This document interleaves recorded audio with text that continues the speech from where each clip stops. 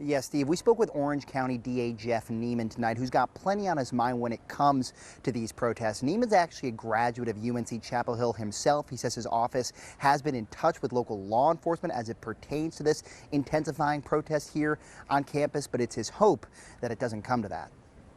We talk about this all the time. The First Amendment is not 100%. Tonight, Eyewitness News speaking with Orange County's top prosecutor as protests take over the heart of UNC-Chapel Hill's campus. A lot of the protests in the United States right now are centered around college campuses.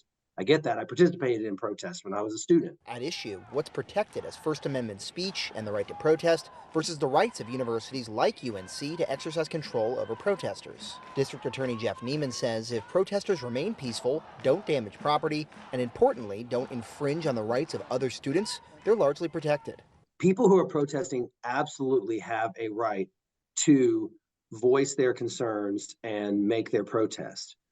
But the other people on the campus have their right to go to class, to be taught by their teachers. On Friday, the university told protesters that pitching tents on campus violated university policy. Those tents were taken down, but several have since reappeared.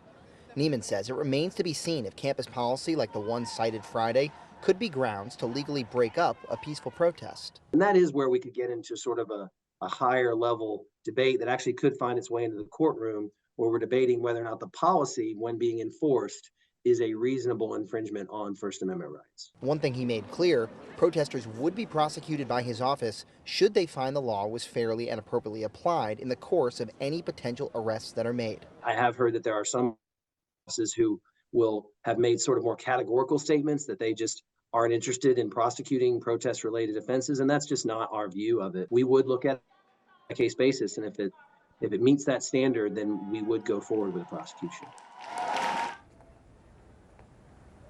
And Steve, we did ask Neiman if he felt that the demonstrators here on campus were breaking the law. He said that he had not monitored their protests enough to provide a fair answer to that question. He did say that he hopes any potential interaction between protesters and law enforcement remains peaceful and respectful. He actually cited the tragedy in Charlotte earlier today in urging students not to speak ill of police. Meantime, we did reach back out to UNC Chapel Hill earlier in the day about the reappearance of those tents.